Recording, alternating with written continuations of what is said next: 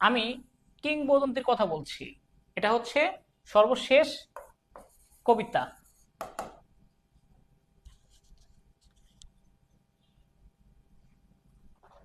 ঠিক আছে, আমি কিংবদন্তির কথা বলছি, এটা সর্বশেষ কবিতা। কবি পরিচিতি: আবু জাফর ওবায়দুল্লাহ বরিশাল জেলায় জন্মগ্রহণ করেন।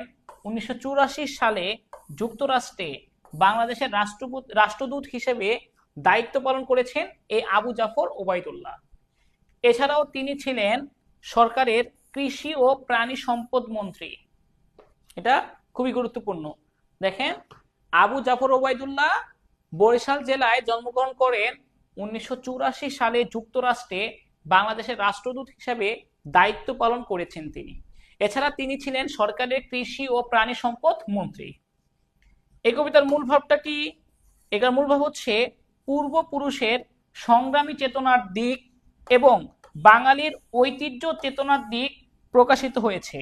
পূর্বপুরুষের সংগ্রামী চেতনার দিক এবং বাঙালির ঐতিহ্য চেতনার দিক প্রকাশিত হয়েছে আমি কিংবদন্তির কথা বলছি এই কবিতার মধ্যে।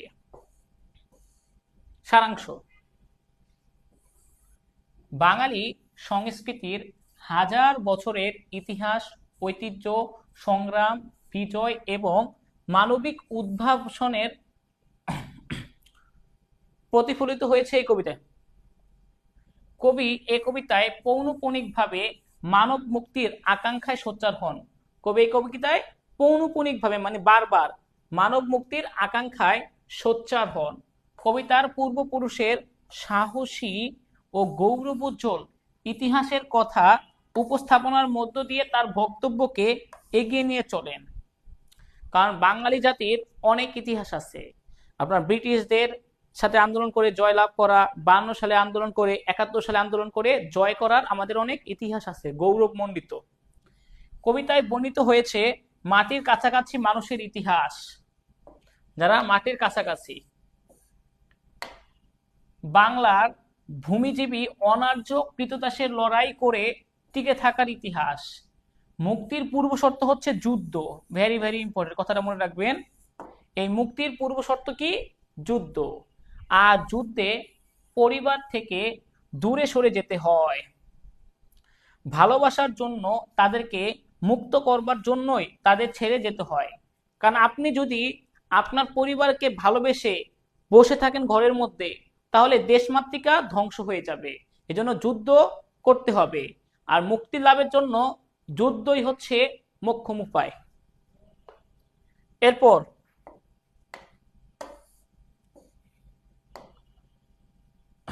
মুক্তিযুদ্ধ চলাকালীন রচিত গান, নাটক, উপন্যাস, গল্প মুক্তিযোদ্ধাদের সাহস ও উৎসাহ যোগায়। আমি কিংবদন্তির কথা বলছি কবিতায় কবি বিদেশি শোষকদের প্রতিবাদ ও প্রতিরোধের কথা বলেছেন বাঙালির হাজার বছরের ইতিহাস, ঐতিহ্য ইত্যাদি থেকে অনুপ্রাণিত হয়ে।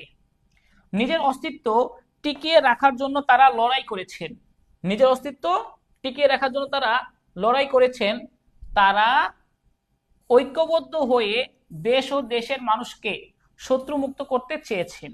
এ হচ্ছে আমি কিংবদন্তি কথা বলছি কবিতার মূল বিষয়।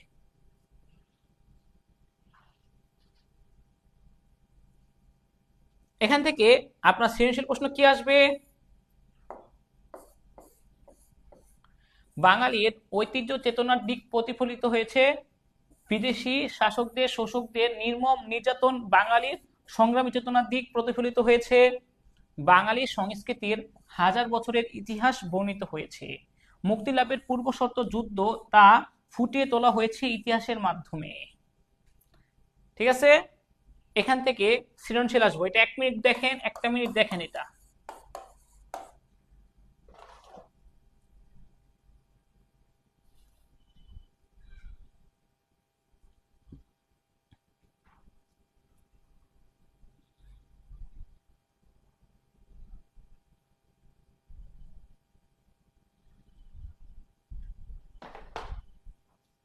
এরপর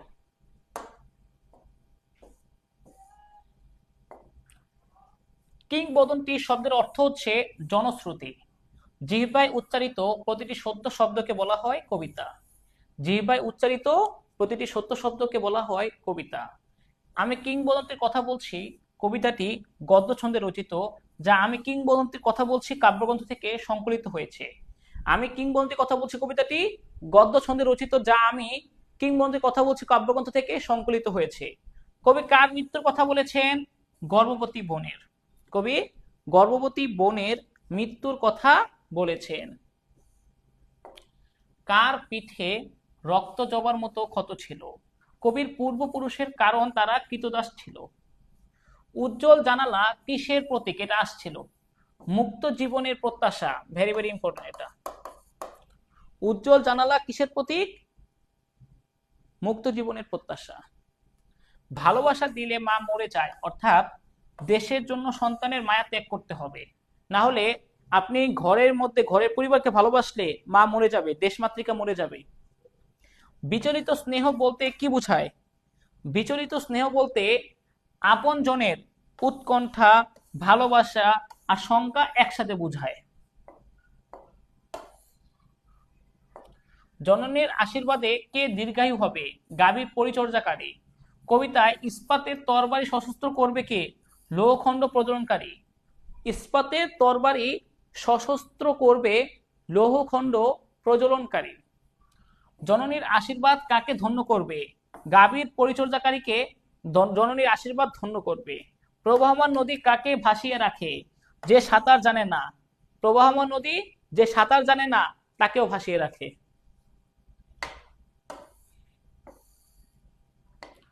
অভিনবত্ব কি নির্মাণের শর্ত? চিত্রকল্প নির্মাণের আরেকটি শর্ত হচ্ছে অভিনবত্ব। কবি কার যুদ্ধের কথা বলেছেন? ভাইয়ের যুদ্ধের কথা বলছেন, আর বোনের, গর্ভবতী বোনের মৃত্যুর কথা বলছেন। মা কিসের কথা বলতেন? নদীর কথা বলতেন। কবির মতে কর্ষিত জমির প্রতিটি শস্যদানা কবিতা। কবির মতে কর্ষিত জমির প্রতিটি শস্যদানা কবিতা। ফরাসি অধিকৃত বলতে বোঝানো হয়েছে আধিপত্য বিস্তার করেছে। এটা আসলে অন্য গল্প থেকে এখানে চলে আসছে, এই গল্পে থেকে না। কার ভালোবাসার সুকণ্ঠ সঙ্গীত কবিতা? সুপুরুষের ভালোবাসার সুকণ্ঠ সঙ্গীত কবিতা। আমি কিংবদন্তির কথা বলছি কবিতায় যুদ্ধ আসে কিভাবে? যুদ্ধ আসে ভালোবেসে। যুদ্ধ আসে ভালোবেসে। যে কবিতা শুনতে জানে না সে মায়ের কোলে শুয়ে কি শুনতে পারে না? গল্প শুনতে পারে না। যে কবিতা শুনতে জানে না সে মায়ের কোলে শুয়ে গল্প শুনতে জানে না।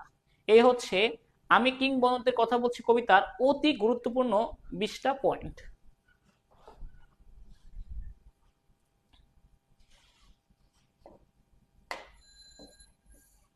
এরপরে নাটক এবং উপন্যাস দেখাবো, হ্যাঁ, তাহলেই ক্লিয়ার হয়ে যাবে।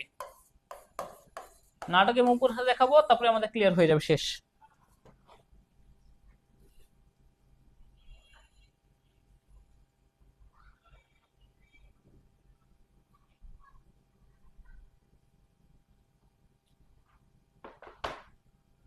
আচ্ছা, সিরাজউদ্দৌলা নাটক, এই নাটকের মূল ভাব দেখেন। সিরাজউদ্দৌলার দেশপ্রেম এবং বাংলার মানুষের অসহায়ত্ব, ইংরেজদের বাণিজ্যের নামে এ দেশের জনগণের উপর জুলুম, অত্যাচার, শোষণ, আপনজনের বিরোধিতা ও ষড়যন্ত্র তরুণ নবাবের করুণ পরিণতি প্রকাশ পেয়েছে। ঠিকই দেখেন, সিরাজউদ্দৌলার দেশপ্রেম, বাংলার মানুষের অসহায়ত্ব, ইংরেজদের বাণিজ্যের নামে এদেশের জনগণের উপর জুলুম, অত্যাচারের শোষণ, আপনজনদের বিরোধিতা মানে পাশার ষড়যন্ত্র বিষয়টা, তরুণ নবাবের করুণ পরিণতি প্রকাশ পেয়েছে। এবার আমরা সারাংশটা পড়ে নেই, তাহলে আমাদের নাটকের মূল বিষয়টা ধরা হয়ে যাবে। সেকেন্দার আবু জাফর রচিত এই নাটকটি করুণ রসাত্মক, অপরিসীম যন্ত্রণাদগ্ধ পরিণতির মধ্য দিয়ে সমাপ্ত হয়েছে রচনাটি। একদম অপরিসীম, শেষ পর্যন্ত সে বাঁচার চেষ্টা করছিল, আবার যুদ্ধ করার চেষ্টা করতেছিল, কিন্তু পারে নাই। আলীবর্দী খাঁর কোনো পুত্র সন্তান ছিল না, 3 মেয়ে ছিল। মেহেরুন্নেসা, যেটা ঘসিটি বেগম, শাহ বেগম, আমিনা বেগম। মেহেরুন্নেসা ঘসিটি বেগম এটা হচ্ছে তার আরেক নাম, আর শাহ বেগম, আমিনা বেগম, 3টা মেয়ে ছিল। তার আমিনা বেগমের যে ছেলে সে ছিল আপনার এই সিরাজ। ঘসেটি বেগম ছিলেন নিঃসন্তান। আমেনা বেগমের ছেলে সিরাজ ছিলেন খুবই দুর্দর্শ এবং মেধাবী। এ কারণে তাই আলীবর্দী খাঁ চেয়েছিলেন তার মৃত্যুর পর যেন সিরাজকে নবাব করা হয়। 1756 সালে 80 বছর বয়সে আলীবর্দী খান মৃত্যুবরণ করলে মাত্র 23 বছর বয়সে নবাব হন সিরাজউদ্দৌলা। এত অল্প বয়সে সিরাজকে নবাব হিসেবে অনেকেই মেনে নিতে পারে না। মানে এত 23 বছরে একটা বালককে নবাব হিসেবে মেনে নিবে, অনেকের ইগোতে লাগছে। এজন্য শুরু হয় প্রাসাদ ষড়যন্ত্র। সেই ষড়যন্ত্রের মূল হোতা ছিলেন মীর জাফর, ঘসেটি বেগম, রাজবল্লভ, মানিক চাঁদ, উমিচাঁদ, রায়দুর্লভ, ইংরেজদের পক্ষে ক্লাইভ, ড্রেক, ওয়াটস এরা। আর এরা সব খারাপ চরিত্র। এবার ভালো চরিত্রের মধ্যে আসি। অন্যদিকে নবাবের পক্ষে শক্তি ছিল মোহনলাল, মীর মর্দান, ফরাসি সাফরে। তিনজন, মোহনলাল, মীর মর্দান এবং ফরাসি সাফরে। নবাবের গোপন গুপ্তচর ছিলেন রাইসুল জুহালা, যার নাম ছিল নারায়ণ সিং,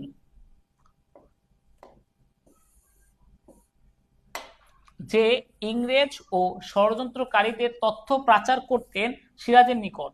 এতে তিনি সিরাজের কাছে সবকিছু পাচার করতেন। উমিচাঁদ ছিলেন দুমুখ সাপ, ইংরেজদের কথা নবাবের কাছে, নবাবের কথা ইংরেজদের কাছে লাগিয়ে যোগসূত্র স্থাপন করতেন।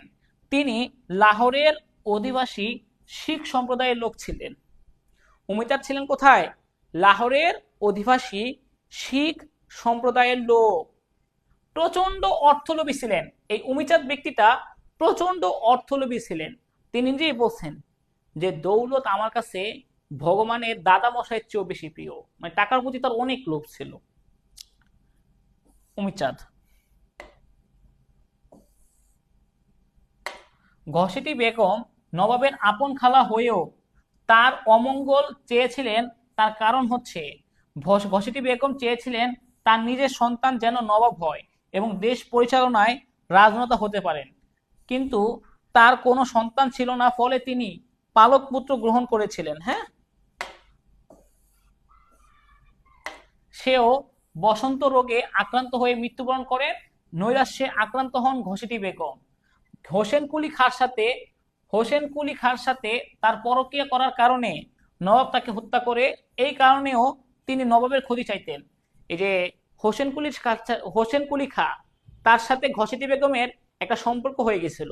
আলীবর্দী খাঁর হুকুমে সিরাজ তাকে হত্যা করছিল। অন্যদিকে ইংরেজদের প্রলোভনে সিংহাসনে আরোহণ করার লোভে মীর জাফর কোরআন ছুঁয়ে নবাবের সাথে বিশ্বাসঘাতকতা করেন। মীর জাফর কোরআন ছুঁয়ে নবাবের কাছে বিশ্বাসঘাতকতা করেছিলেন। এদেশে ইংরেজরা বাণিজ্য করার উদ্দেশ্যে নিয়ে প্রবেশ করলেও ক্ষমতা ও অর্থের লোভে তারা রাজনীতিতে প্রবেশ করে। প্রজাদের উপর অত্যাচার, শোষণ, নির্মমভাবে তাদের নির্যাতন করেন। এতে নবাবের সাথে তাদের বিরোধিতা শুরু হয়। ইংরেজরাও তাদের পক্ষে সৈন্য গড়ে তোলে। সেই থেকে তারা সিরাজকে নবাব থেকে চ্যুত করার জন্য যুদ্ধের প্রস্তুতি নেয়।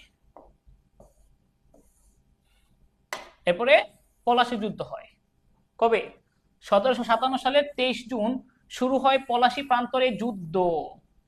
ইংরেজদের পক্ষে সৈন্য সংখ্যা ছিল মাত্র 3000 আর 8টি কামান। সেখানে নবাবের সৈন্য সংখ্যা ছিল 50,000 এবং কামানের সংখ্যা ছিল 53টি। এত বিপুল সামর্থ্য থাকার পরেও নবাব পরাজিত হয় মূলত অধিকাংশ সেনাপতি যুদ্ধে অংশগ্রহণ না করে নিষ্ক্রিয় থাকার কারণে। পলাশীর যুদ্ধে নবাবের সৈন্য দাঁড়াইয়া ছিল নিষ্ক্রিয়ভাবে। তারা যুদ্ধ করে নাই, কারণ যুদ্ধের দায়িত্ব ছিল মীর জাফরের উপরে। সে তাদেরকে যুদ্ধ করার কথা বলেনি, কোনো কমান্ড দেয়নি। প্রধান সিপাহ সালার মীর জাফরের বিশ্বাসঘাতকতায় সেদিন যুদ্ধ হয়নি, হয়েছে যুদ্ধের তিক্ত অভিজ্ঞতা। মীর জাফর, রাজবল্লভ, ইয়ার লুৎফ খাঁ এদের কেউই যুদ্ধে অংশগ্রহণ করেনি। কারা কারা? মীর জাফর, রাজবল্লভ, ইয়ার লুৎফ খাঁ এরা কেউই যুদ্ধে অংশগ্রহণ করেনি, ফলে সেই সুযোগে ইংরেজরা নবাবের বিরুদ্ধে যুদ্ধে জয়লাভ করে। সিরাজের পরাজয় ঘটেছিল মূলত নিকটজনের সততা ও আন্তরিকতায়, কারণ নিকটজনের মধ্যে সততা ছিল না, আন্তরিকতা ছিল না। কারণ ওরা তো ইংরেজরা তো পারতো না 3000 সৈন্য নিয়ে, কিন্তু নিকটজনটা ষড়যন্ত্র করার কারণে পারছে। এই পরাজয় একান্তভাবেই রাজনৈতিক ও অর্থনৈতিক কারণে ঘটেছিল। এভাবেই বাংলার রাজনীতি ও অর্থনীতিতে ইংরেজরা একাধিপত্য প্রতিষ্ঠায় সক্ষম হলো। তারা বাংলার স্বাধীনতা তারা নিয়ে গেল। পরে পরাজয় নিশ্চিত জেনে নবাব যুদ্ধক্ষেত্রে ত্যাগ করতে বাধ্য হন, প্রাণ বাঁচানোর তাগিদে নয়, বরং রাজধানীতে ফিরে এসে আবার শক্তি সঞ্চয় করে স্বাধীনতা রক্ষার শেষ চেষ্টা করার সংকল্পে, যে সে আবার যুদ্ধ করবে। কিন্তু শেষ পর্যন্ত তা বাস্তবায়ন হয়নি। সে ধরা পড়ে যায়, তার জোতার কারণে সে ধরা পড়ে যায়। সিরাজ ধরা পড়ে যায়, তাকে কারাগারে বন্দী করা হয়। সেই কারাগারে তাকে মাত্র 10,000 টাকার বিনিময়ে কৃতজ্ঞ মোহাম্মদী বেগ লাঠি দিয়ে পিটিয়ে এবং ছুরিকাঘাতে হত্যা করে। তাকে হত্যা করে কে? মোহাম্মদী বেগ। মাত্র 10,000 টাকার বিনিময়ে তাকে লাঠি দিয়ে এবং ছুরিকাঘাতে হত্যা করে। ঠিক আছে, নবাব সিরাজউদ্দৌলাকে। করুণ রসাত্মক পরিণতি সঞ্চারের মধ্য দিয়ে বিশাল জনমানুষের মধ্যে লড়াকু মনোভাবকে জাগিয়ে তোলায় সিরাজ চরিত্রের সার্থকতা। যুদ্ধের পর নতুন নবাব হন মীর জাফর, কিন্তু প্রকৃত ক্ষমতা চলে যায় ইংরেজদের হাতে। বুঝছেন? যুদ্ধের পর নতুন নবাব হয়েছেন কে? মীর জাফর, কিন্তু প্রকৃত ক্ষমতা চলে যায় ইংরেজদের হাতে। পরবর্তীতে যারা যারা বিশ্বাসঘাতকতা করেছিল তাদের অবস্থাও ভয়াবহ হয়েছিল। মূলত এরর অফ জাজমেন্ট বা বিবেচনাগত ভুলই নবাবের সিরাজের পতনের কারণ। মানে সে জানতো কারা কারা তার ষড়যন্ত্রকারীর মধ্যে আছে, সে জেনেও তাদের শাস্তি না দিয়ে তাদের দায়িত্ব দিচ্ছিল।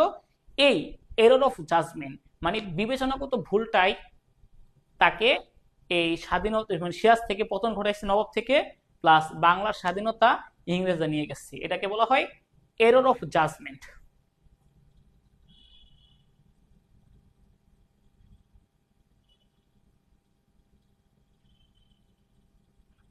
ঠিক আছে? হ্যাঁ, অগ্রিম ছিল 5,000 টাকা, 10,000-এর মধ্যে অগ্রিম 5,000 নিছিল। আর যে সিরাজকে যে হত্যা করছে, সিরাজকে হত্যা করার জন্য ক্লাইভ ষড়যন্ত্র করছে মিরনকে দিয়ে, যে তুমি হত্যা করো, তুমি হত্যা করো। আর মিরন অর্ডার দিচ্ছে, মীর জাফর চায় নাই সিরাজ মৃত্যু হোক বা সিরাজকে মেরে ফেলা হোক, মীর জাফর এটা চায় নাই। ওকে, এরপরে আমরা আসি, আমরা সিরাজউদ্দৌলার চরিত্র দেখি। কেন্দ্রীয় বা নায়ক চরিত্র। অল্প বয়সে সিংহাসনে আরোহণ, মাত্র 23 বছর বয়সে। ষড়যন্ত্রের শিকার, ইংরেজদের বিরুদ্ধে যুদ্ধ করেছিলেন, বিবেচনাগত ভুল করছিলেন, উৎকণ্ঠা তার মধ্যে দেখতে পাই এবং দেশপ্রেম দেখতে পাই। এছাড়া সিরাজ কি কি কাজ করছে একটু দেখি আমরা। আলীবর্দী খাঁর অত্যন্ত প্রিয় পাত্র ছিলেন নবাব সিরাজ। সিরাজ ছিলেন তার ছোট মেয়ে আমিনা বেগমের পুত্র। আলীবর্দী খাঁর ইচ্ছাতেই নবাব হন সিরাজউদ্দৌলা। দেশের প্রতি অকৃত্রিম ভালোবাসা, ইংরেজদের বিরুদ্ধে যুদ্ধ, প্রাসাদ ষড়যন্ত্রের শিকার, জনগণের মধ্যে লড়াকু মনোভাব তৈরির চেষ্টা, এগুলো হচ্ছে তার বৈশিষ্ট্য। যদিও সে পারে নাই। জনগণের সাথে সম্পৃক্ততা, নিকটজনদের পরিত্যাগ করতে না পারা, কঠোর শাস্তি প্রদানে ব্যর্থ হওয়া, করুণ রসাত্মক অপরিসীম যন্ত্রণার মধ্যে দিয়ে সিরাজের মৃত্যুবরণ। শেষ পর্যন্ত করুণ রসাত্মক অপরিসীম বেদনার মধ্য দিয়ে সিরাজের মৃত্যুবরণ হয়। মীর জাফরের চরিত্র দেখি আমরা। মীর জাফর বিশ্বাসঘাতক এবং নিকৃষ্ট চরিত্রের মানুষ, স্বার্থপর, নীচ এবং হীন চরিত্রের মানুষ। ইংরেজের সাথে তিনি বন্ধুত্ব করেছিলেন, ক্ষমতা লিপ্সা বা ষড়যন্ত্র করছিলেন। কুষ্ঠরোগে আক্রান্ত হয়ে 1965 সালে মৃত্যুবরণ করছিলেন। খুবই খারাপভাবে মৃত্যু হয়েছিল তাকে তো শুধু নবাব হিসেবে বসায় রাখছে, কিন্তু মূল ক্ষমতাটা ইংরেজদের কাছে ছিল। তার মতো আরেকজন হচ্ছে এই যে ব্যক্তি, ঘসেটি বেগম, যে আলীবর্দী খাঁর জ্যেষ্ঠ কন্যা, সিরাজের পতন কামনা করছিলেন, নিঃসন্তান এবং নৈরাশ্যে আক্রান্ত হয়েছিলেন। পরে গিয়ে করছিলেন হোসেন কুলি খাঁর সাথে। একজন বিশ্বাসঘাতক প্রতিশোধ পরায়ণ নারী হচ্ছে এই ঘসেটি বেগম। তাকেও আপনার শীতলক্ষ্যা নদীর মাঝখানে নদী থেকে ফালায় দিয়ে মৃত্যুবরণ করে হয়, ওই নদী থেকে মাঝখানে ফালায় দিচ্ছে, তাকেও খুব কঠিন ভাবে মারে। মোহাম্মদী বেগ, একে সিরাজের বাবা রাস্তা থেকে কুড়িয়ে এনেছিল তাদের বাসাতে। সেই এই এত মানে তাকে রাস্তা থেকে আনছে, সে হত্যা করছে সিরাজকে। খুবই কৃতজ্ঞ একটা ব্যক্তি, সিরাজের খুনি, নিশাচয় ও কৃতজ্ঞ ব্যক্তি, এতিম, অকৃতজ্ঞ, আশ্রয়দাতার প্রতি অবিশ্বস্ত ও নির্মম ছিল। সে খুবই নির্মম। সে 5,000 টাকা অগ্রিম নিছে, আর টোটাল 10,000 টাকা দিয়ে তাকে হত্যা করাইছে। কে হত্যা করাইছে? মিরন। তার পিছনে হাত ছিল ক্লাইভের।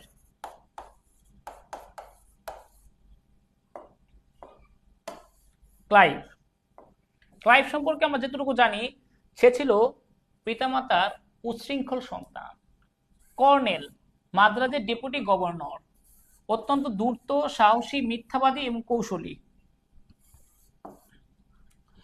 পলাশী প্রান্তরে যুদ্ধ এর নেতৃত্ব দান, লজ্জায় অপমানে বিষণ্ণ রোগে আক্রান্ত হন এবং শেষ পর্যন্ত গুলি করে নিজেরা নিজে আত্মহত্যা করেন।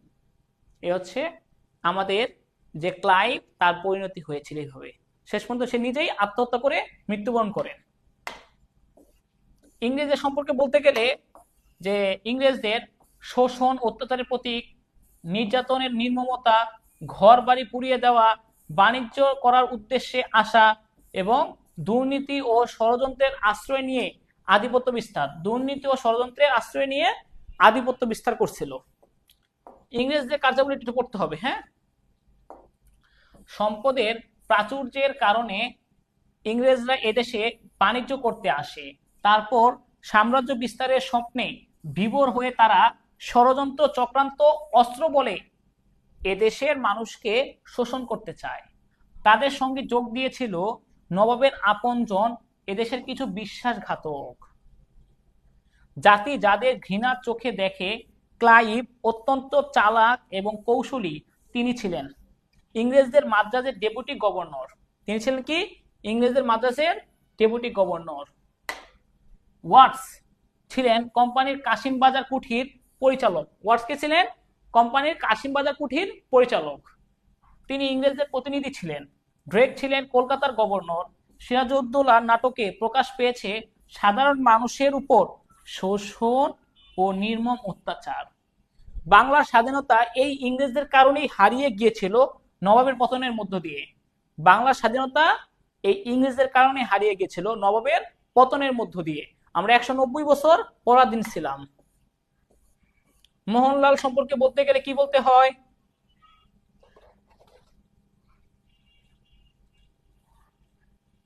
মোহনলাল অত্যন্ত বিশ্বস্ত সেনাপতি ছিলেন, সাহসী ও বীর মুক্তিযোদ্ধা ছিলেন। বীর যোদ্ধা ছিলেন, মুক্তিযোদ্ধা না, বীর যোদ্ধা। সাহসী ও বীর যোদ্ধা ছিলেন মোহনলাল। ইংরেজদের বিরুদ্ধে যুদ্ধ করছিলেন, পুত্র সহ বন্দী হয়েছে, পরে তাকে গুলি করে হত্যা করা হয়। আর আরেকজন সৈন্য, নবাবের বিশ্বস্ত সৈন্য ছিলেন এই মীর মর্দান। পলাশীর যুদ্ধে বীরত্বের পরিচয় দিয়েছিলেন, তিনি মারা গেছিলেন পলাশীর যুদ্ধে। সিরাজের বিশ্বাসী সেনাপতি ছিলেন। পলাশী যুদ্ধে গোলার আঘাতে মৃত্যুবরণ, মৃত্যুর পূর্ব পর্যন্ত সে যুদ্ধ করে গেছেন। লুৎফুন্নেসা তার স্ত্রী, নবাবের স্ত্রী। প্রাসাদ রাজনীতির সাথে তার কোনো সম্পর্ক ছিল না। সিরাজের মৃত্যুতে নিঃস্ব হয়ে গেছেন। মিরনের প্রস্তাব প্রত্যাখ্যান। মিরন তাকে বিয়ের প্রস্তাব দেয়, কিন্তু সেটা ঘৃণার সাথে সে প্রত্যাখ্যান করে দেয়। রাইসুল জুহালা, যার প্রকৃত নাম হচ্ছে নারায়ণ সিং, নবাবের গুপ্তচর ছিলেন। শিবিরে শিবিরে ঘুরে নবাবের জন্য তথ্য সংগ্রহ করতেন। সাহসী, বুদ্ধিমান, কৌশলী এবং দেশপ্রেমিক ছিলেন। এরপরে আলীবর্দী খাঁ সম্পর্কে। আলীবর্দী খাঁ, এর প্রকৃত নাম হচ্ছে মির্জা মোহাম্মদ আলী। তিনি বাংলা, বিহার, উড়িষ্যা নবাব ছিলেন। অত্যন্ত সুদক্ষ শাসক ছিলেন, তবে তার কোনো পুত্র সন্তান ছিল না। 3 কন্যা ছিল, বেগম, ঘসেটি বেগম, শাহ বেগম, আমেনা বেগম। আর উমিচাঁদ সম্পর্কেও আমাদের জানতে হবে, কারণ উমিচাঁদ লাহোরের অধিবাসী শিখ সম্প্রদায়ের লোক ছিলেন। বড় দুরন্তর ব্যক্তি। নবাবকে সুদে টাকা দান করতেন তিনি। ইংরেজদের ব্যবসায়ী দালালি করতেন। তিনি ছিলেন দৌলতের পূজারী, মানে টাকার প্রতি তার অনেক লোভ ছিলেন। মিরন, মীর জাফরের পুত্র ছিল মিরন। বিশ্বাসঘাতকতার সাথে যোগাযোগ করতেন। সিরাজের স্ত্রীকে বিয়ের প্রস্তাব দিছিলেন। পিতার মতোই দুশ্চরিত্র, ব্যভিচারী, নিষ্ঠুর এবং ষড়যন্ত্রকারী ছিলেন। বজ্রাঘাতে অকাল মৃত্যু হয়, মানে ওই যে আমরা বলি না ঠাডা পড়ে মরে যায়, বজ্রাঘাতে মারা গেছেন। শোকনযোগ্য পালিত পুত্র, হ্যাঁ, ঘোষের পালিত পুত্র। সে ছিল অকর্মণ্য, নেশাখোর, নাচনেওয়ালাদের নিয়ে ব্যস্ত থাকতো। তিনি নবাব হলে সকলের উদ্দেশ্য হাসিল হবে, এজন্য শওকতজঙ্গকে নবাব করতে চাইছিল আপনার ঘসেটি বেগম। ওকে, সম্ভাব্য কয়ের জন্য গুরুত্বপূর্ণ প্রশ্নগুলো একটু দেখে রাখেন। সম্ভাব্য মীর জাফরটা আসলে কি, ওই যে আত্মীয় ছিলেন, তাদের একটা আত্মীয় ছিলেন, চাচা, এক সম্পর্কে চাচা সম্পর্ক হয় সিরাজের। রবার্ট ক্লাইভ কাকে সেরা বিশ্বাসঘাতক বলেছেন? উমিচাঁদকে, কারণ সে দুমুখ সাপ। রবার্ট ক্লাইভ উমিচাঁদকে বলছিলেন কি সেরা বিশ্বাসঘাতক। সিরাজউদ্দৌলা হত্যাকারীর নাম কি? মোহাম্মদ বেগ। উমিচাঁদ কোথা থেকে বাংলাদেশে এসেছে? লাহোর থেকে। চারদিকে শুধু অবিশ্বাস আর ষড়যন্ত্র। উক্ত উক্তিটি করেছেন কে? রায়দুর্লভ। পলাশী কোন নদীর তীরে অবস্থিত? গঙ্গা বা ভাগীরথী। হ্যাঁ, ভাগীরথী নদীর তীরে অবস্থিত। তারপর সিরাজউদ্দৌলা নাটকের শেষ সংলাপটি কার?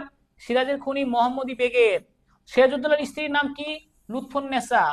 ইংরেজরা পরাজিত হয়ে কোন জাহাজে আশ্রয় নিয়েছিল প্রথমবার? ফোর্ট উইলিয়াম জাহাজে। ফোর্ট উইলিয়াম জাহাজে। কার নির্দেশে সিরাজকে হত্যা করা হয়? মীর জাফরের পুত্র মিরনের নির্দেশে। মীর জাফরের গুপ্তচর ছিল উমর বেগ, দেখছেন, আর সিরাজের গুপ্তচর ছিল রাইসুল জুহালা। মীর জাফরের গুপ্তচরের নাম কি? উমর বেগ, আর সিরাজের গুপ্তচরের নাম ছিল রাইসুল জুহালা। সিরাজের মায়ের নাম কি? আমিনা বেগম। সিরাজের মায়ের নাম আমিনা বেগম। নবাব সিরাজউদ্দৌলা তাকে কোথায় বন্দী করা হয় বা বন্দী হন? ভগবান গোলায় বন্দী হন। Victory or death, victory or death উক্তিটি ক্লেটন ব্রিটিশ সৈন্যদের উদ্দেশ্য করেছেন। ভিক্টোরি অর ডেথ উক্তিটি কে করছেন? উক্তিটি করছিলেন ক্লেটন, সৈন্যদের উদ্দেশ্যে করেছিলেন। নবাবের গোলন্দাজ বাহিনী কোন খাল পেরিয়ে ছুটে আসছে? শিলাইদহের মারাঠা খাল পেরিয়ে ছুটে আসছিল। মুক্তিযোদ্ধার সময় কলিকাতা থেকে সিকান্দার আবু জাফর সম্পাদনা করছিলেন কোনটা? সাপ্তাহিক অভিযান পত্রিকা। মুক্তিযোদ্ধার সময় কলিকাতা থেকে সিকান্দার আবু জাফর সম্পাদনা করেন সাপ্তাহিক অভিযান। এগুলো একটু গুরুত্বপূর্ণ, তো এই জন্য পড়ে যাচ্ছে দ্রুত। রাইসুল জোহালার প্রকৃত নাম কি? নারায়ণ সিং। মোহনলালের পক্ষে সিরাজউদ্দৌলার মোহনলালের মতে হবে এটা, হ্যাঁ, মতে সিরাজউদ্দৌলার পক্ষে সৈন্য সংখ্যা কতজন? 50,000-এর বেশি। আত্মসমর্পণ করাই এখন যুক্তিসঙ্গত উক্তিটি করেছেন হলওয়েল, কারণ সিরাজ আসতে পারতো না তখন। সিরাজউদ্দৌলা নাটকে ক্লাইভের গাদা বলা হয় কাকে? মীর জাফরকে। মীর জাফরকে বলা হয় ক্লাইভের গাদা। সে আসলে বুঝতে পারে না ক্লাইভের চক্রান্তটা।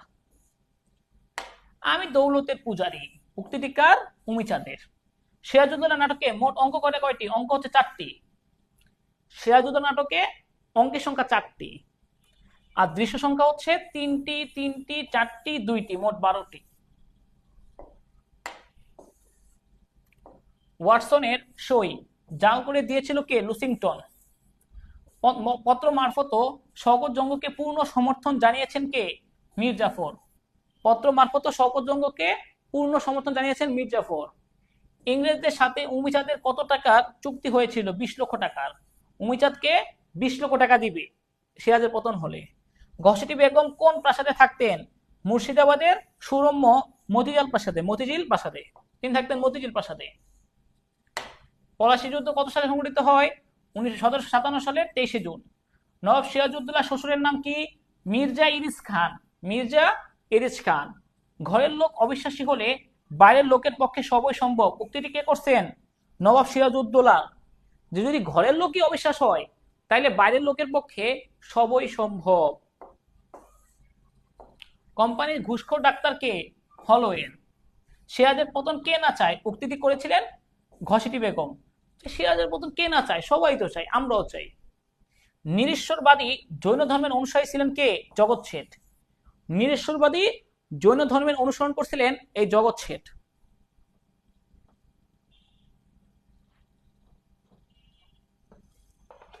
ঠিক আছে, তারপরে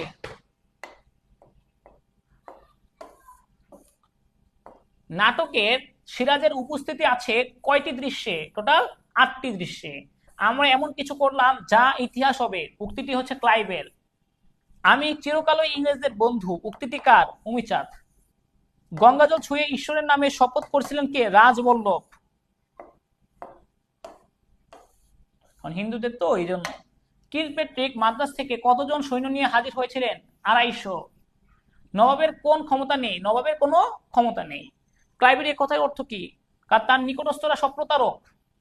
ফোর্ট উইলিয়াম দুর্গে আক্রমণের কালে ইংরেজ বাহিনী সাদা নিশান উড়ায় কেন? সন্ধি স্থাপনের জন্য, কারণ তারা হাত আত্মসমর্পণ করবে। নবাব কোথায় গিয়ে বন্দীদের বিচার করার কথা বলছিলেন? মুর্শিদাবাদে। যেদের সবাইকে মুর্শিদাবাদে নিয়ে বিচার করবো আমরা। তুমিও কম সাপিনী নও, উক্তিটি ঘসিটি বেগমের হিংসা প্রকাশ করে যে তুমিও কম সাপিনী নও। মীর জাফর কাকে কাল কেউটে বলেছেন? উমিচাঁদকে। মীর জাফর কাকে কাল কেউটে বলেছেন? উমিচাঁদকে। ওই যে এই ঘটনা ওই পাশে লাগায়, ওই ঘটনা এই পাশে লাগায়, এই জন্য তাকে কাল কেউটে বলেছেন।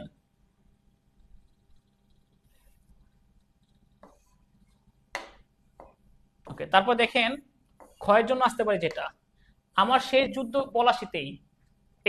এটা দ্বারা কি বোঝানো হয়েছে? কথাটি মোহনলাল পলাশির যুদ্ধের অবস্থা চিন্তা করেই সিরাজকে বলেছেন, কারণ পলাশির যুদ্ধে একের পর এক সৈন্য মারা যাচ্ছিল। নবাব মোহনলালকে রাজধানী ফিরে যেতে বলে, কিন্তু মোহনলাল বিদায় নিয়ে যুদ্ধে ফিরে আসে নিশ্চিত মৃত্যু জেনেও, যে আমার মৃত্যু হইলে হয়েছে, আমি এখানেই আমার জীবন শেষ করব। প্রীতি সিংহ লেজ গুটিয়ে নিলেন। এবার লজ্জার কথা, উমিচাঁদ যুদ্ধক্ষেত্রে ইংরেজদের পালানোর প্রসঙ্গে কথাটি হলওয়েলকে বলেছিলেন যখন কাশিমবাজার কুটিরে আক্রমণ করছিল। ইংরেজরা ফোর্ট উইলিয়াম দুর্গে ষড়যন্ত্র করার সময় হঠাৎ নবাব আক্রমণ শুরু করেন। ক্যাপ্টেন ক্লেটন সহ অনেকেই পালিয়ে যায়। আর ব্রিটিশরা তারা নিজেরা গর্ব করে যে আমরা হচ্ছে বীরের জাতি, আমরা কোন সময় পালাই না। তখন ক্লেটন সহ অনেকেই পালিয়ে যায়। ব্রিটিশরা নিজেদের অত্যন্ত বীর বলে গর্ব করে। উমিচাঁদ সে কথা মনে করে বিদ্রুপের স্বরে তাই উক্তিটি করেছিলেন যে ব্রিটিশরা নাকি খুব গর্ব বা বীর যোদ্ধা, তারা গর্ব করে, কিন্তু তারা সিরাজের ভয়ে পালাইয়া গেছে। এটা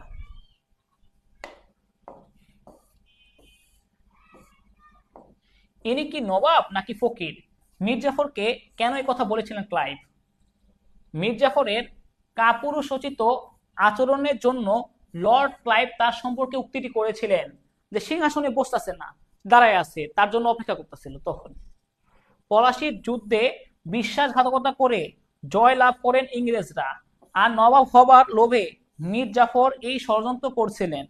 কিন্তু যুদ্ধের পর তিনি সিংহাসনে আরোহণ না করে ক্লাইভের জন্য দাঁড়িয়ে অপেক্ষা করছিলেন যে ক্লাইভ আসবে, তারপর সেটা বসবে। ক্লাইভ এসে কাপুরুষের মতো দাঁড়িয়ে থাকতে দেখে উক্ত উক্তিটি করেছেন, এ কি নবাব, এ দাঁড়িয়ে আছে কেন, এ সিংহাসনে বসে না কেন? এটা একটা মানে এই জন্য সে তাকে তার তুচ্ছতা ছিল করে এই কথাটা বলছিলেন। শওকত জঙ্গে নবাব হলে সকলের উদ্দেশ্য হাসিল হবে কিভাবে? কারণ শওকত জঙ্গ ছিল অকর্মণ্য ও নেশাখোর।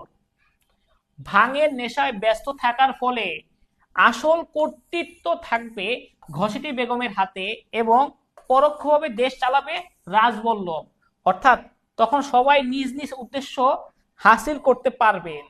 এজন্য ঘসিটি বেগম বলেন, শওকতজঙ্গ আপনাদেরও ছেলে, সে নবাব হলে সকলের উদ্দেশ্যই হাসিল হবে। রবার্ট ক্লাইভ নারী ছদ্মবেশে মিরনের বাড়ি এসেছিল কেন? গুপ্তচরের হাত থেকে বাঁচতে রবার্ট ক্লাইভ নারী ছদ্মবেশে মিরনের বাড়ি এসেছিল। কিসের জন্য? গুপ্তচরের হাত থেকে বাঁচার জন্য। নবাবের পতনের জন্য সবাই মিরনের বাড়িতে গুপ্ত বৈঠক করতে চায়।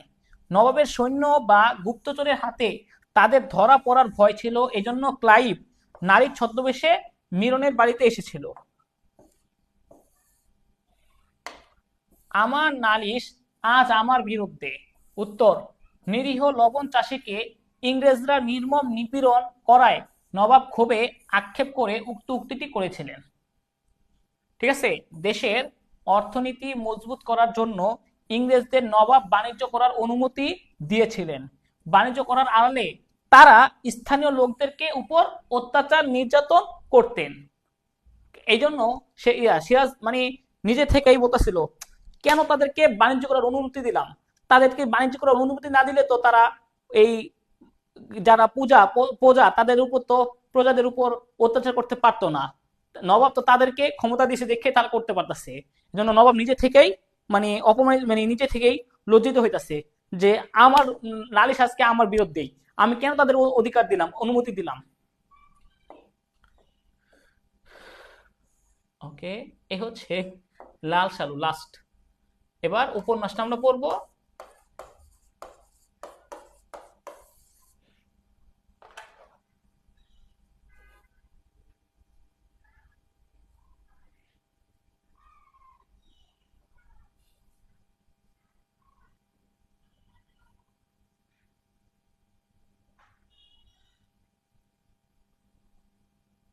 ক্লাইভ হচ্ছে ইংরেজদের পক্ষের লোক, ঠিক আছে, মাদ্রাজের গভর্নর।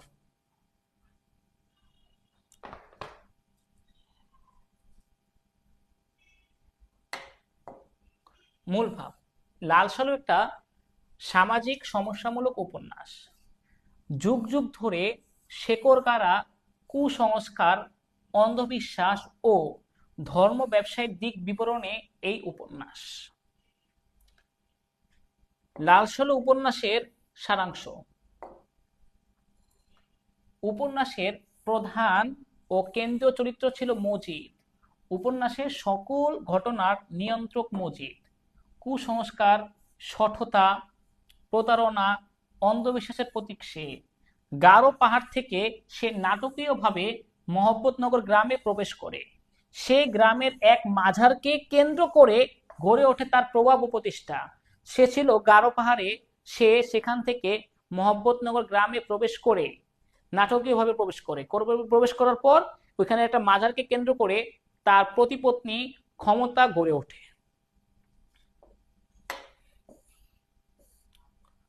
যথারীতি গ্রামের সবাই মোমবাতি, টাকা পয়সা, হাঁস মুরগি দান করে বিভিন্ন মানত করত। মাজারের আয় দিয়ে অল্প কিছুদিনের মধ্যেই মজিদ ঘর বাড়ি জমি জমার মালিক হয়ে ওঠে।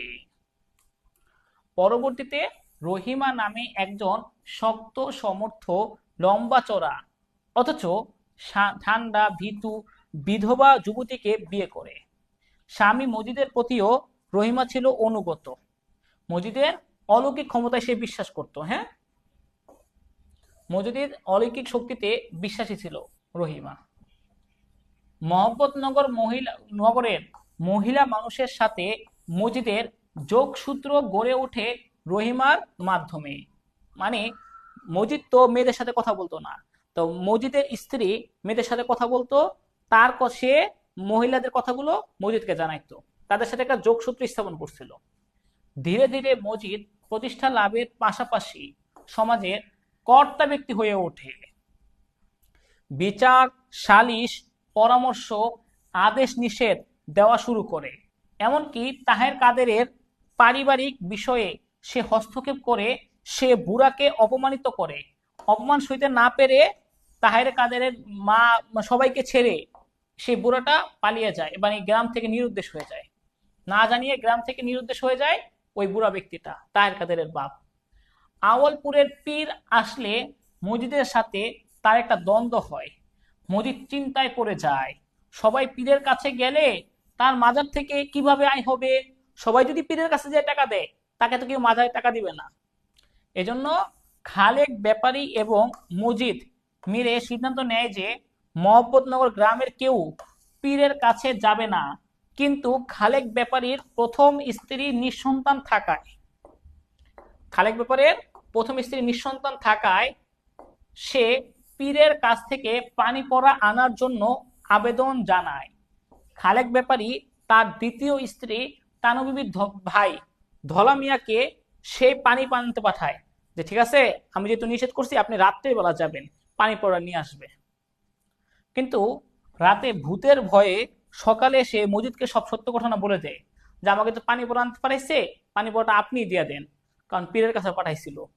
এবং মজিদকে পানি পড়া দিতে বলে, মজিদ তা দিতে রাজি হয় না, কারণ মজিদ তো জানে আসলে পানি পড়া দিয়ে তো সন্তান হবে না, এজন্য পানি পড়াটা দেয় না। উল্টা আমেনার চরিত্রে কলঙ্ক আলোপ করে খালেক ব্যাপারীকে দিয়ে তালাক দিতে বাধ্য করে। তার চরিত্রের সমস্যা, এই জন্য সন্তান হয় না, তাকে তালাক দিয়ে দেন। মজিদ মূলত তার আদেশ অমান্য করায় আমেনা বিবিকে এমন শাস্তি দেয়। এই যে মজিদ তার আদেশটা অমান্য করছে, কে? আমেনা বিবি। কেন?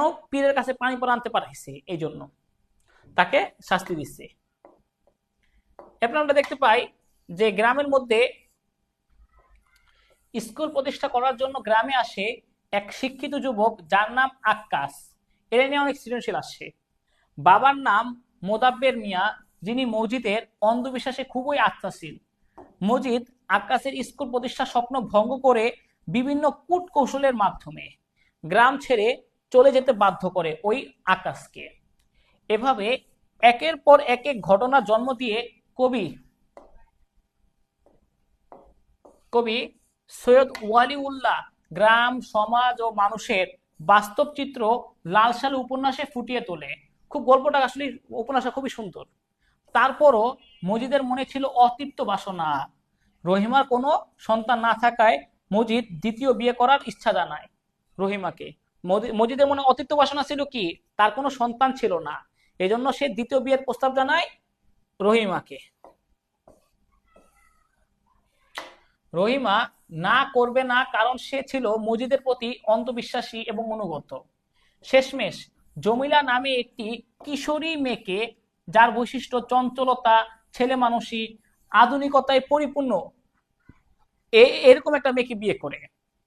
মজিদ তাকে নামাজ পড়তে বাধ্য করে এবং মাঝারের প্রতি অনুগত করতে চায়, কিন্তু জমিলা মজিদের প্রতি আনুগত্য পোষণ না করে বরং তার মুখে থুতু মারে, তাকে টেনে নিয়ে যাওয়ার কারণে। জমিলাই একমাত্র চরিত্র যার মধ্যে মজিদের বিরুদ্ধে সক্রিয় প্রতিবাদ লক্ষ্য করা যায়। মজিদ জমিলাকে শাস্তি দেওয়ার জন্য তাকে মাঝারে বেঁধে রাখে, কিন্তু সে তাতেও দমে না। সে আসলে দমে যাওয়ার মতো মেয়ে ছিল না, বুঝতে পারছেন? তারপরে যেটা ঘটনা ঘটছে যে গ্রামে হঠাৎ ঝড় আসে। দেখতে না দেখতেই ঘন কালো মেঘে ও তীব্র হাওয়ায় থরথর কাঁপে মানুষের ঘরবাড়ি, সব উড়ে যায়। অপ্রত্যাশিত ভাবে আসে শিলাবৃষ্টি, ধান, ফসল, ঘরবাড়ি সব উড়ে যেতে থাকে। রহিমা মজিদকে ধানের কথা বাদ দিয়ে জমিলাকে মাজার থেকে নিয়ে আসার কথা বলে, যে আপনি তাড়াতাড়ি জমিলাকে নিয়ে আসেন, ও তো মরে যাবে, আপনি ধানের নিয়ে চিন্তা করতেছেন না তো। গ্রামবাসীকে খোদার উপর তোয়াক্কুল রাখার পরামর্শ দেন মজিদ। গ্রামবাসীরা সবাই আসে, হুজুর আমাদের তো ঘর বাড়ি ফসল সব ধ্বংস হয়ে গেছে, আমরা এখন কি করব? তখন মজিদ বলে, খোদার উপর তোয়াক্কুল রাখো, বিশ্বাস হারায়ও না।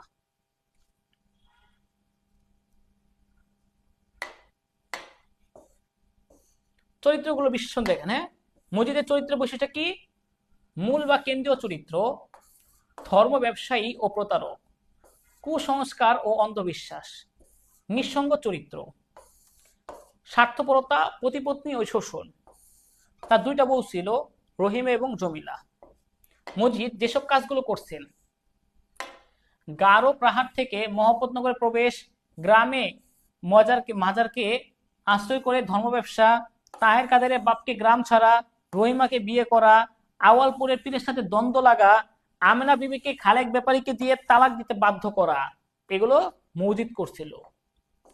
এছাড়া আরো কিছু কাজ করছে, যে আক্কাসকে স্কুল প্রতিষ্ঠায় বাধা দিচ্ছে, কিশোরী মেয়ে জমিলাকে বিয়ে করেছিল, গ্রামের সকল বিষয়ে পরামর্শ হস্তক্ষেপ করছিল, কুসংস্কার ও অন্ধবিশ্বাসের প্রতীক ছিল সে। মানে একজন ধর্ম ব্যবসায়ী ছিল, বুঝতে পারছেন? তাকে নেতিবাচক ভাবে উপস্থাপন করা হয়েছে এই উপন্যাসে। এরপরে আক্কাস। আক্কাস। আক্কাসের চরিত্র বলতে গেলে সে ছিল শিক্ষিত ছেলে, স্কুল প্রতিষ্ঠা করার জন্য চেষ্টা চালিয়েছিল, কিন্তু মজিদের আক্রোশের কারণে তাকে গ্রাম থেকে চলে যেতে বাধ্য করেছিল সে, মানে মজিদ। খালেক ব্যাপারী ব্যক্তিত্বহীন চরিত্র। মজিদ যা বলতো খালেক ব্যাপারী সেটাই মুখ দিয়ে প্রকাশ করত, মানে তার কোনো ব্যক্তিত্ব ছিল না। তবে তার অনেক টাকা পয়সা ছিল, ভূস্বামী, ধনী। মজিদের সাথে তার যোগ সাজেক ছিল। আমেনা এবং তানু বিবির স্বামী ছিল সে। খালেক ব্যাপারী দুজন স্ত্রী, আমেনা ও তানু বিবি। রহিমা রহিমা এবং জমিলা এই দুজন হচ্ছে মজিদের স্ত্রী। মজিদের প্রথম স্ত্রী ছিল রহিমা, আর স্বামীর অনুগত ছিল রহিমা। লম্বা চওড়া, শান্ত ভীতু ছিলেন। খোদা ও মাজারকে ভয় পাইতেন তিনি, আর সে ছিল নিঃসন্তান। কিন্তু জমিলা নিতান্ত কিশোরী, গরিব ঘরের মেয়ে, তবে প্রতিবাদী ছিল এবং চঞ্চল ছিল। মাঝার কুসংস্কার, অন্ধবিশ্বাস এর বিপরীত ছিল। মাঝার মাজার কুসংস্কার, অন্ধবিশ্বাসের বিপরীত ছিল এই ব্যক্তি। ধলা মিয়া এবার একটু ভীতু প্রকৃতির লোক ছিল। এ ছিল তানু বিবির বড় ভাই। নির্বোধ ও অলস প্রকৃতির লোক, ভূতের ভয়ে পানি পড়া আনতে পারেনি সে। হাসুনির মা তার কাদের মানে ওর বোন ছিল। দুস্থ, দরিদ্র এবং বিধবা নারী। বাবার হাতে মার খাওয়া এই হাসুনির মা মার খাইছিল। ধান বানার কাজ করতো সে। হাসুনির মা ধান বানার কাজ করতো। হাসুনির মাকে একটা শাড়ি দিয়েছিল, সেটা হচ্ছে বেগুনি কালার শাড়ি মজিদ। বৃদ্ধ ব্যক্তি মজিদের আধ্যাত্মিক শক্তিতে অবিশ্বাসী ছিল। বউকে খুব মারধর করত, কুৎসিত ভাষায় গালাগালিজ করত। তাহের কাদেরের বাবা ছিল সে।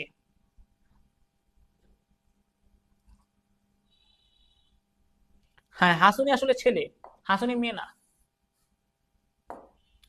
গারো পাহাড় মধুপুর থেকে কয় দিনের পথ? 3 দিনের পথ। কে পক্ষাঘাতে আক্রান্ত, মানে প্যারালাইজড? খেতানির মা। লাল সালু কোন ধরনের উপন্যাস? সামাজিক সমস্যামূলক উপন্যাস। আমনা বিবির বিয়ে হয়েছে কত বছর বয়সে? 13 বছর বয়সে। মজিদকে হাসপাতালে গিয়েছিল কেন? আহত ব্যক্তিদেরকে দেখতে। ওই যে পীরের সাথে দ্বন্দ্ব করে, মারামারি করে আহত হয়েছিল যারা। লাল সালু উপন্যাসে ইউনিয়ন বোর্ডের প্রেসিডেন্টের নাম কি? মতলুব খা। ইউনিয়ন বোর্ডের প্রেসিডেন্টের নাম মতলুব খা। বেচাইন শব্দের অর্থ কি? অস্থির। বেচাইন শব্দের অর্থ অস্থির। কে জমিলাকে প্রথম মজিদকে দেখায়? খোদেজা।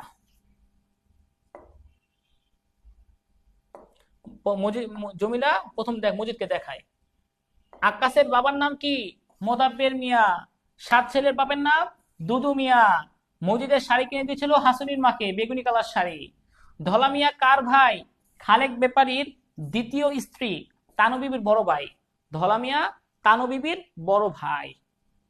তাহের কাদের মজিদকে প্রথম কোথায় দেখেছিল? মতিগঞ্জের সড়কের উপর। তাহের কাদের মজিদকে প্রথম দেখেছিল মতিগঞ্জের সড়কের উপর, এবার মুনাজাত করে প্রবেশ করছিলেন। সবাইকে মজিদ কি বলে সম্বোধন করে? মিয়া বলে সম্বোধন করে। তোমার দাড়ি কই মিয়া? কলমা জানো মিয়া? নিরাক পড়া শব্দের অর্থ কি? বাতাসহীন, নিস্তব্ধ, গুমট আবহাওয়া। রহিমার পেটে কয়টি প্যাচ? 14টি প্যাচ। রহিমার পেটে 14টি প্যাচ ছিল। মজিদকে দেখে জমিলার প্রথমে কি মনে হয়েছিল? দুলার বাপ। মজিদকে দেখে জমিলার প্রথমে মনে হয়েছিল কি? দুলার বাপ, মানে সে শ্বশুর হবে তার।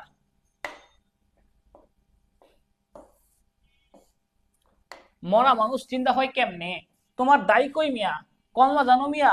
এই উক্তিটি করেছিল কে? মজিদের উক্তি এগুলা। ঠিক আছে, মিয়া বলে সম্বোধন করতো মজিদ। সৈয়দ ওয়ালিউল্লাহ সর্বশেষ কর্মস্থল কোনটি? প্যারিসে। লাল সালু উপন্যাসের ইংরেজি অনুবাদ নাম কি? Tree without roots. 1967 সালে প্রকাশিত হয়েছিল। লাল সালু উপন্যাসের ইংরেজি অনুবাদ ট্রি উইদাউট রুটস। মজিদ কোন ঋতুতে মোহাম্মদনগর গ্রামে প্রবেশ করে? বর্ষা ঋতুতে বা শ্রাবণ মাসে। লাল সালু উপন্যাসে কাকে একরত্তি মাইয়া বলা হয়েছে? জমিলাকে। লাল সালু উপন্যাসে জমিলাকে একরত্তি মাইয়া বলা হয়েছে। কার উক্তিটি দুই দিকে কাটে? মজিদের। মজিদের উক্তিটি দুই দিকে কাটে। লাল সালু উপন্যাসে হাসপাতালটি কোথায়? করিমগঞ্জের শহরে অবস্থিত, যেখানে ওই পীরের সাথে মারামারি করে এলাকার যুবকরা আহত হয়েছিল। মাছ ধরার ডিঙ্গিতে কতজন মৎস্য শিকারী ছিল? 2 জন। ঝালরওয়ালা শালু দ্বারা আবৃত কবরটি দেখতে মাছের পিঠের মতো। কাদো নদী কাদো কোন ধরনের গ্রন্থ? উপন্যাস। কাদো নদী কাদো একটা উপন্যাস। হাসুনির মার কাছে তার বাবা কি খেতে চেয়েছিল? ভাজা চেরা। হাসুনির মার কাছে তার বাবা কি খেতে চেয়েছিল? ভাজা চিড়া খেতে চেয়েছিল। ইম্পর্টেন্ট এটা। আমেনা বিবি কোন দিন রোজা রাখেন? শুক্রবার দিন। লাল সালু উপন্যাসে কত সালে প্রকাশিত হয়? 1948 সালে। লাল সালু উপন্যাসটা 1948 সালে প্রকাশিত হয়েছিল। খেলোয়াড় চলে গেছে, খেলবে কার সাথে? এখানে খেলোয়াড় কে? তাহের কাদেরের বাপ। সে তো গ্রাম থেকে নিরুদ্দেশ হয়ে গেছিল, এজন্য তাহের কাদের মা এখন ঝগড়া করবে কার সাথে? পাথর হঠাৎ নড়ে, এখানে পাথরকে মজিদ। মজিদকে পাথর হিসেবে সম্বোধন করা হয়েছিল। সে যেন খাঁচায় ধরা পড়েছে, কে? জমিলা। জমিলা বিয়ের পরে খাঁচায় ধরা পড়েছে। লাল সালু উপন্যাসে ঝড় এলো হই হই করার অভ্যাস কার? ঝড় এলে হাসুনির মা হই হই করতেন। লাল সালু উপন্যাসে ঝড় এলে হাসুনির মা হই হই করার অভ্যাস ছিল তার একটা।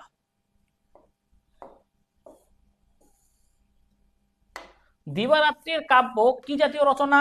উপন্যাস। দিবারাত্রি কাব্য একটা উপন্যাস।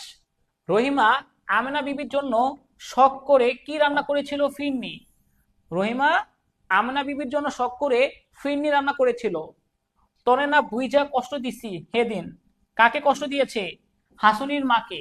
কথাটা বলছিল বুইরা, বা তাহের কাদেরের বাপ বলছিল তোরে না বুঝে সেদিন কষ্ট দিচ্ছিলাম, ওই যে মারছে যে তাকে। লাল সালু উপন্যাসে মজিদের মধ্যে অনুপস্থিত ছিল কোনটা? দয়া মায়া। কোনো দয়া মায়া ছিল না। রোগা মানুষ সমস্ত রাত খেতে পারবে না, কোন খাবার? রুটি। মজিদ ক্রোধে কেমন করে? গোগো করে। মজিদ ক্রোধে গোগো করে। সম্ভব ক্ষয়ের প্রশ্ন। জমিলা যেন ঠাট পড়া মানুষের মতো হয়ে গেছে, নিস্তব্ধ হয়ে গেছে।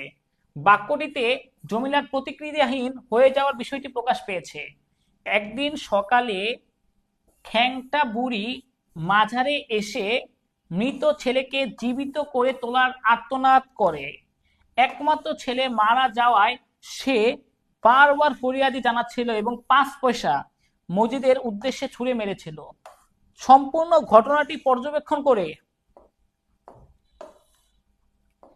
পর্যবেক্ষণ করে জমিলা নিশ্চুপ ও নীরব হয়ে গিয়েছিল। মানে হচ্ছে এই যে মৃত সন্তানকে জীবিত করতে পারে নাই, কিন্তু 5 পয়সা নিচ্ছে, এই বিষয়টা জমিলা খারাপ লাগছে যে কেন টাকা নিল, কিন্তু তাকে তো সুস্থ করতে পারলো না, এই জন্য তার সে ছাড় পরামর্শ মতো হয়ে গেছে।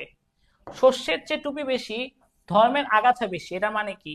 যে ঘরে খাদ্য না থাকলেও মানুষের মধ্যে ধর্ম চর্চায় কার্পণ্য নেই।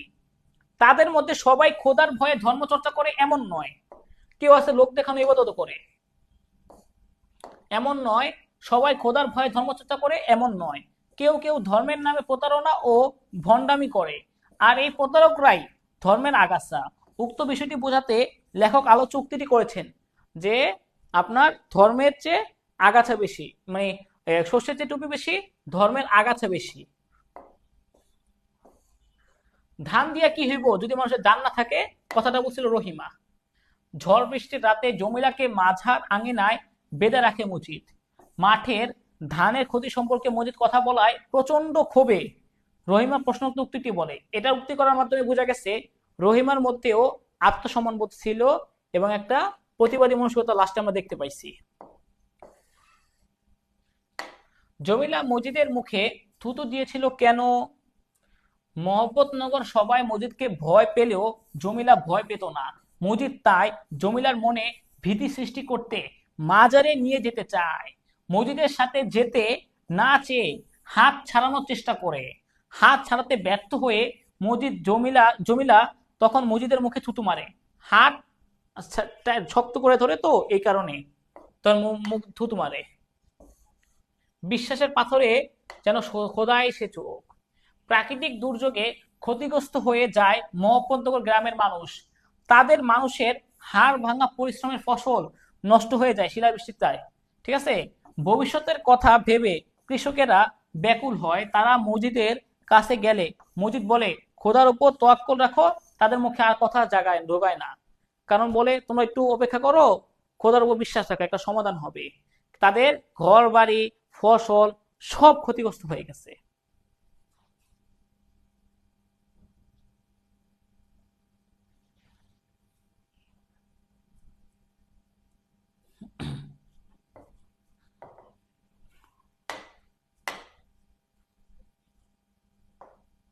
ওকে, আপনাদের একটা ফাইনাল একটা সাজেশন বলি আমি।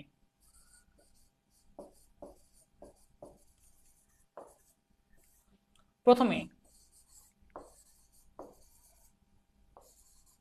গ বা ঘ বিভাগ শুরু করবেন। হ্যাঁ, গ বা ঘ বিভাগ শুরু করবেন, এখান থেকে 3টা দিয়ে দিবেন, 3টি সিকিউ দিয়ে দিবেন, এখান থেকে সহজে পারা যাবে। লাল সালু আর সিরাজউদ্দৌলা থেকে 4টা আসবে, তো 3টা লেখা দিবেন, প্রথমে 3টা লেখা দিবেন। এতে তো নিশ্চিত আপনি কমন পাবেন এবং অনেক লেখা যাবে, ভালোভাবে লিখতে পারবেন। এই 3টা সৃজনশীলে লেখার পরে আপনি যাবেন কোথায়, পরবর্তীতে আপনি যাবেন গদ্যে, গদ্য, সেখান থেকে আপনি ভালোভাবে 2টা দিবেন, 2টি দিবেন। শেষে আপনি যাবেন পদ্য, পদ্য থেকে সৃজনশীল দেওয়াটা একটু কঠিন, এখান থেকে আপনি 2টা দিবেন।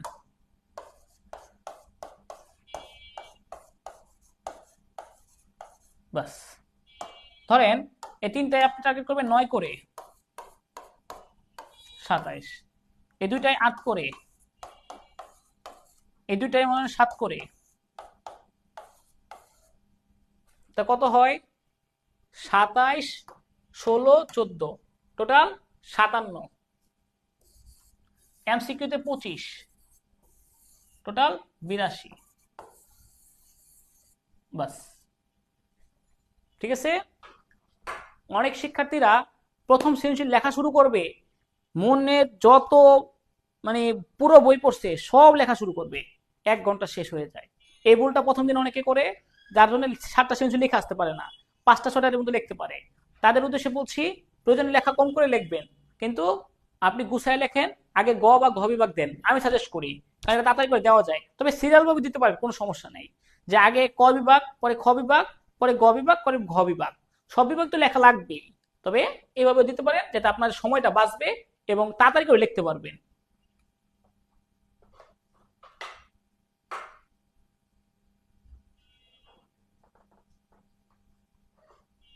ঠিক আছে, ওকে। ভালোভাবে যদি আপনি, আমি যে নোটটা দিয়েছি, পরশুদিন তো পরীক্ষা, ধরেন, কারণ সব তো সৃজনশীল কমন আসে না, ধরেন সৃজনশীলের গ ঘ সবই কমন পাবেন সব, আর এমসিকিউ 15টা আশা করেন, 15টি, 15টা যদি হুবহু কমন আসে আর কি লাগে, বাকি 15টা তো উদ্দীপক পড়ে টরে দেওয়া যায়, ওই বাকি 15টা ভালো করে দিলেও আপনি কম হলেও 8-9টা পেরে যাবেন। ঠিক আছে, যদি বাকি উদ্দীপকগুলো পড়তে পারেন, বুঝতে পারেন, কারণ উদ্দীপকের বহুপদী সমাপ্তি সূচক এগুলো তো কমন আসবে না, তো কমন যেগুলো আসবে 15টার মতো ধরলাম কমন আসবে, আর বাকি 15টা ভালোভাবে নোটটা যদি পড়েন, অ্যাটলিস্ট 24-25টার মতো ভালোভাবে দিতে পারবেন এমসিকিউ, আর সৃজনশীল সবই পারবেন। তবে ক খর জন্য আরেকটু পড়া ভালো, আরেকটু পড়লে ভালো হয়, বিশেষ করে খ গুলোর জন্য। ঠিক আছে,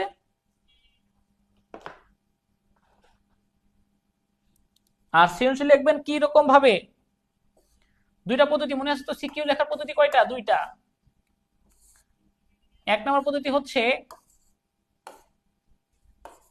ক খ 1 পেজ, গ 1 পেজ, ঘ 1 পেজ। যারা কম লিখেন তাদের জন্য এটাই আদর্শ, কম লিখলেই হবে, সমস্যা নেই। ক খ 1 পেজ, গ 1.25 পেজ বা 1.5 পেজ বলা যায়, ঘ নম্বরটা আপনার 1.5 পেজ থেকে 2 পেজ, বাস যথেষ্ট। সৃজনশীলের সময় দেবেন কতক্ষণ? 20 মিনিট, 20 মিনিটের বেশি দেওয়া উচিত হবে না, 20 মিনিটের মধ্যে লিখতে হবে, খুব কম সময়ে লিখবেন, হাতের লেখা দ্রুততা থাকবে, সঠিক লিখবেন, কম লিখেন তবে সঠিক লেখেন, নোট ভালো করে লিখতে পারলো অনেক নাম্বার পাবেন ইনশাল্লাহ। সবাই ভালো থাকেন, সুস্থ থাকেন, বেস্ট অফ লাক। এইটুকুই ক্লাস। আল্লাহ হাফেজ।